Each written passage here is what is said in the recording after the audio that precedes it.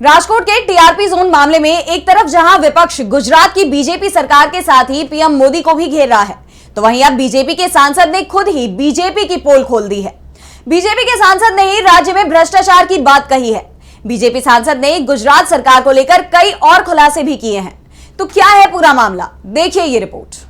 गुजरात के राजकोट में TRP zone मामले में रोज नए नए खुलासे हो रहे हैं। हाई कोर्ट तो पहले ही राज्य सरकार को जोरदार फटकार लगा चुका है। कोर्ट ने यहां तक कह दिया था कि उसे राज्य सरकार में कोई भरोसा नहीं है, तो वहीं अब इस मामले में बीजेपी के सांसद ने बड़ा बयान दिया है और बीजेपी सरकार की पोल खोलते हुए कहा कि बिना रिश्वत के यहां पर कोई काम नहीं होता है, सिर्फ सत्ताधारी दल से जुड़े लोगों को सहूलियत है, बाकी की जनता का काम बिना रिश्वत के नहीं होता।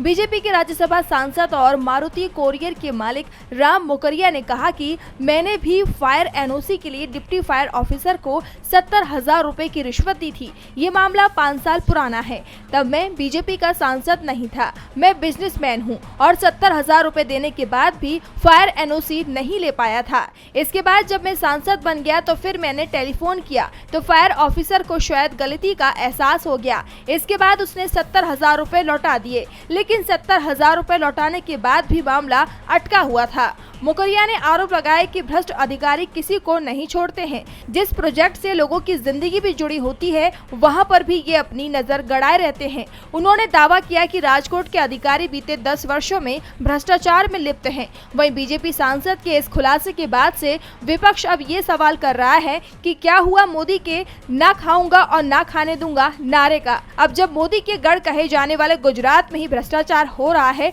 तो देश का क्या ही हाल होगा। डीवी लाइव की रिपोर्ट।